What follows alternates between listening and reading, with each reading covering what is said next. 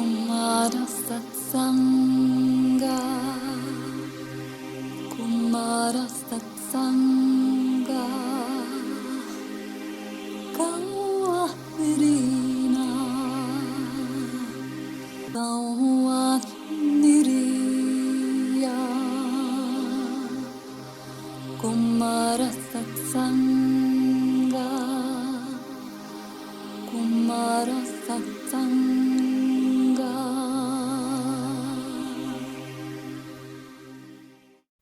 This is the SANAT KUMARA. Welcome to the 61st lecture of Namas University, Earth's spiritual digital university, the place and community that grows you into fully soul-guided and Shambhala-assisted human beings. It is my turn again in lessons 61 to 64. We will talk about Earth's higher dimensional connections, how it all began, what purposes Lemuria and Atlantis served, how this period of Earth still affects all, and what our way forward looks like for you. These lessons are provided through Martina and are spoken by Deborah Lee Flynn. Today we start with how it all began. When you study all the ruins, artifacts, bones, and theories about Earth's and human history available, you will find many stories and opinions. No matter how detailed they are, they don't show a complete picture of events. A fractured, third-dimensional consciousness, and a consciousness that divides between light and darkness, good and evil, us and them in any form, cannot discover an all-including truth known by our common source, our divine origin. But the more conscious you become, the more information is available to your library of mind. The more complete also becomes the story of our common roots, past, present, and future. Earth and all who live on and in Earth moved through 4 major stages before the shift began in 2012. The shift is the 5th step before we can think about Earth taking on its mission as a spiritual university planet for our galaxy. Step 1 was Earth coming into existence, testing functionalities. At the beginning, there was a conscious decision to create a spiritual university planet for our galaxy, and that was part of the Divine's plan. That was the starting point. An intention was set. Invitations were sent out near and far by the Divine, or however you prefer to call our common origin, to contribute to this planet. At that time, our solar system was already developing. The Sun was its most advanced celestial body. Project Earth received firm contribution commitments for plants, minerals, animals, deva, human, and humanoid DNA from peoples and various life forms on other planets. Higher dimensional beings you have never heard of generously answered the call to contribute. The Devas designed Earth once they had a complete overview of what contributions were available. They designed the planet in the etheric and brought it into existence in the 4th dimension. This already included the connections to the cosmic communication system for humans, nature beings, and off-Earth allies. The connection to the Divine's cosmic communication system forms part of each celestial body. Then testing started in the 4th dimension. After the planet was stable and all seemed to function well, animals, deva, and human beings of all kinds came in to test out various bodies. Once that had reached a satisfactory level, the planet, with all its life forms, was lowered into the 3rd dimension. Many more rounds of testing were needed in the 3rd dimension. human bodies were tested by incarnated aspects of souls from the Pleiades, Sirius, and the Orion in the water, later on land. That development took a very long time. It included a long list of failures and learnings. Human bodies of the third dimension were and still are rather limited in their conscious capabilities and rigid maneuver. The testing process was tedious and slow. The most difficult thing was to keep a stable connection between the incarnated aspect and its soul. It worked well in the fourth dimension, but in the third dimension, only for the divine feminine aspect. For the planet itself, polarity and duality were established. The North and South Pole stood for the polar tension. Lemuria in the east and Atlantis in the west, representing the divine feminine and divine masculine aspect, created the first duality. Together, the North and South Pole, Lemuria and Atlantis, formed the four energetic pillars of Earth.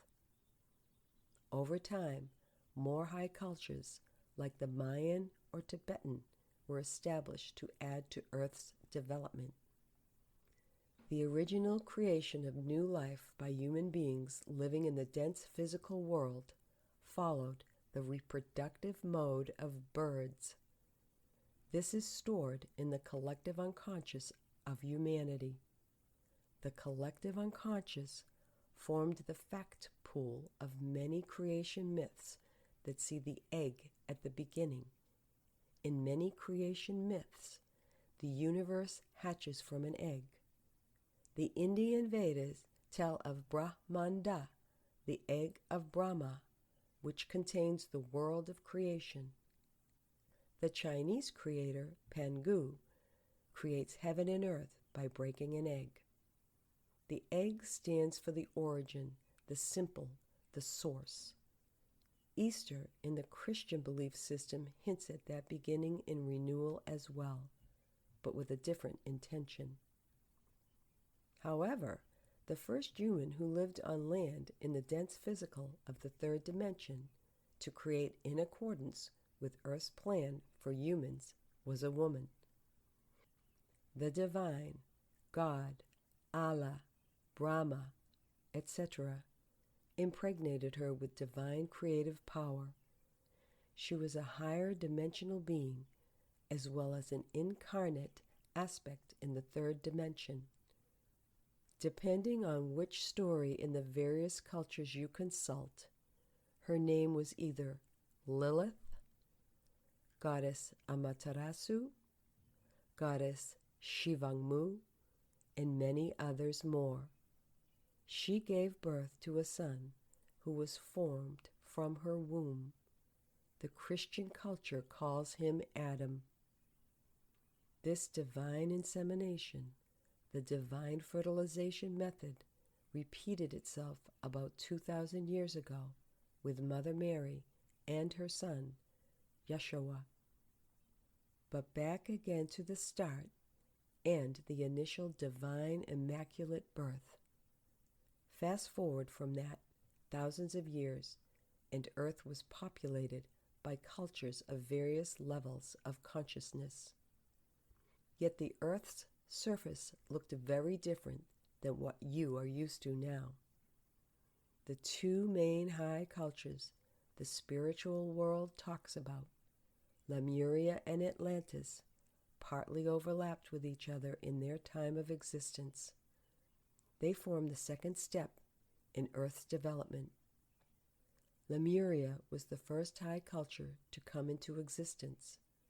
It was taken down intentionally to connect the divine feminine abilities with the divine masculine of the Atlantean culture. Atlantis fell for another reason, but we get to both high cultures in lessons 62 and 63. Both cultures still exist in higher dimensions as well as underneath the current ocean floor. That is why some of you can access them. How much you can access depends on whether this is part of your soul's planetary mission, the vastness of your library of mind, and your manner of evaluating multidimensional time-space reality. Thousands of articles and books are available about the divine masculine culture of Atlantis. A lot less about the first high culture, Lemuria. The word Lemuria consists of 4 segments. Together, they describe the meaning of this first high culture on earth. Le means the blessed. Mu means land. Ri means cooing, laughing, happiness. And Ah means that has everything. Thus, Lemuria is the blessed land of cooing, laughing, happiness that has it all.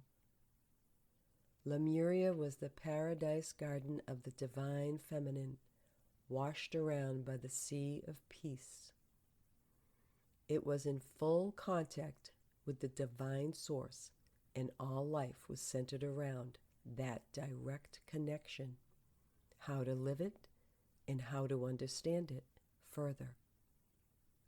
What did not happen in the Lemurian culture was individual creation, divine masculine expression, based on one's own free will. This divine masculine aspect only came into full existence in Atlantis. Atlantis was the divine masculine counterpart to Lemuria. The divine masculine creates based on its own free will, whether connected and fully aligned with the receiving divine feminine or not. Atlantis literally means the island of Atlas. Atlas was a titan, a pre-Olympian god who was condemned to hold up the sky for eternity. This shows that life on Earth was very much connected to our cosmic brethren, who played a vital part in our planet's development, experiencing both light and darkness in creating. I will talk about these cosmic connections, crossbreeding, and much more in the next 4 lessons I hold as of mid-June 2024. That whole process took a very long time and was full of failures. In the high culture of Atlantis, free will to create was the divine gift provided that needed to be mastered. If free will is used in accordance with the receiving divine feminine aspect of an incarnated being, it is in line with the divine plan for Earth. If not, one gathers experience, and most of that experience is painful and dark. The risk of creating without divine connection was taken into account. In fact, it was part of the learning process. How else can you become a spiritual university planet for our galaxy if you have not mastered all the learning that is available in the galaxy as well? When Lemuria went down, part of its population relocated to Atlantis. The failure to connect the higher Lemurian energies of the divine feminine to the lower Atlantean of the divine masculine resulted in painful learnings and eventually in the downfall of Atlantis. What I would like you to understand today are 2 things. Testing and failure were and are part of learning. Even today, they prepare you for the use of your divine innate abilities. Secondly, all that was experienced on Earth since testing started is stored in humanity's collective unconscious. The collective unconsciousness is made up of content which, regardless of historic era or social or ethnic group, are the deposit of mankind's typical reactions to universal human situations on Earth. These reactions can be fear, anger, the desire to control, or the struggle against superior powers, but also the willingness to integrate peacefully, the willingness to forgive, and many more.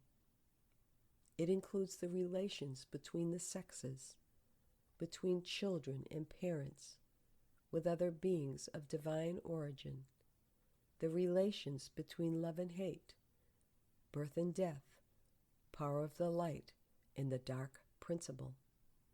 If you study humans' collective unconsciousness in the form of the archetypes, as described and explained by Carl Gustav Jung, you learn that each archetype has a light and a shadow side.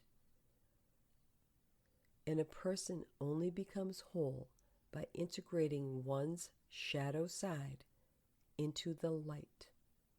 That is the challenge we face in the shift until 2032.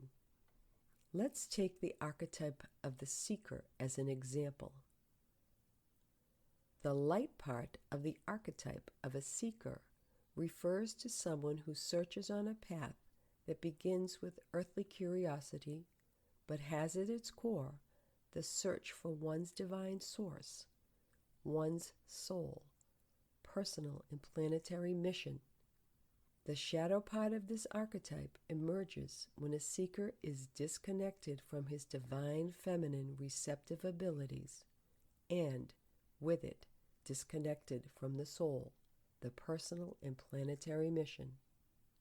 If that is the case, then the disconnect stretches further to a disconnection from all others living on and in Earth, to Earth's purpose, and to the unity of life within the cosmos as well. Our path to unity as one human family on this planet.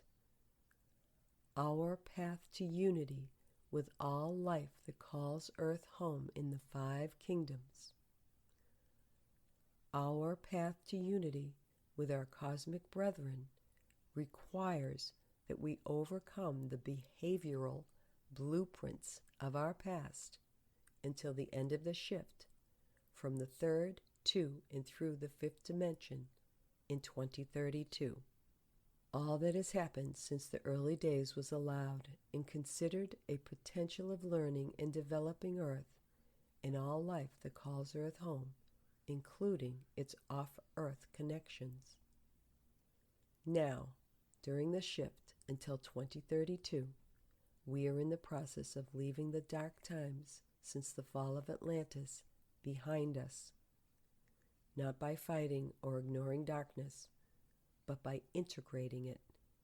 And that integration needs to take place in each individual of all kingdoms and in all dimensions. No being can escape it, no matter how hard it tries. For that to happen, myths must be debunked.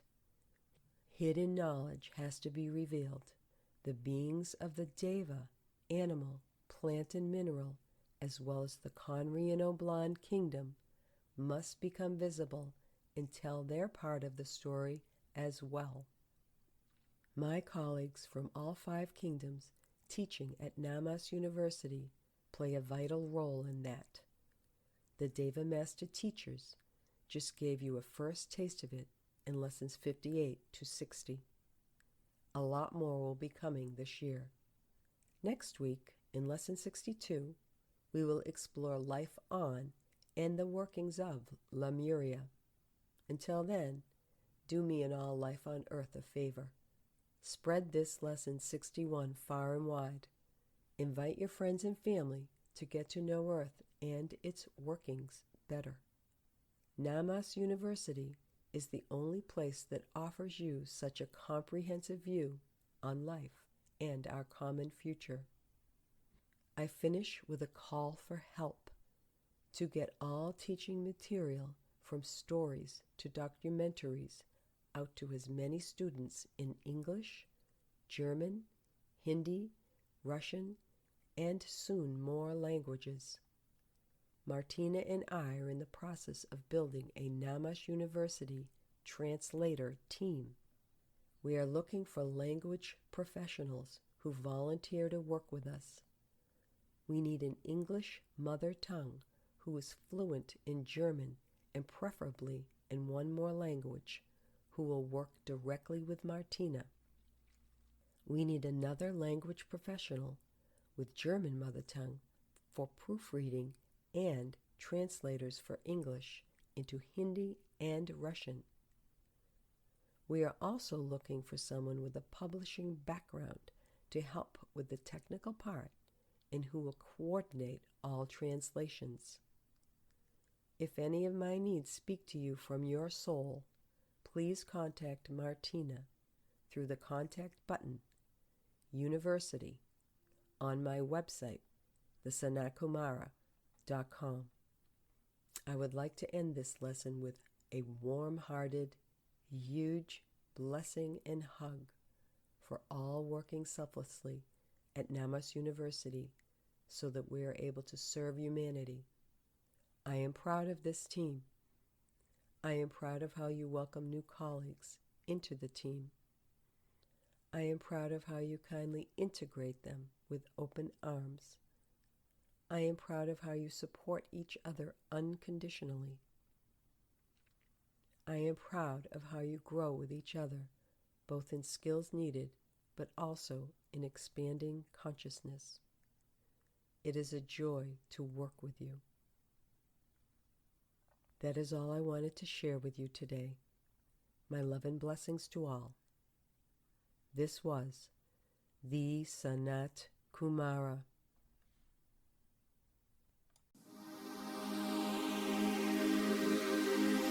Kumara Satsanga, Kumara Satsanga, Kawa Nirina, Kawa Niriya, Kumara Satsanga,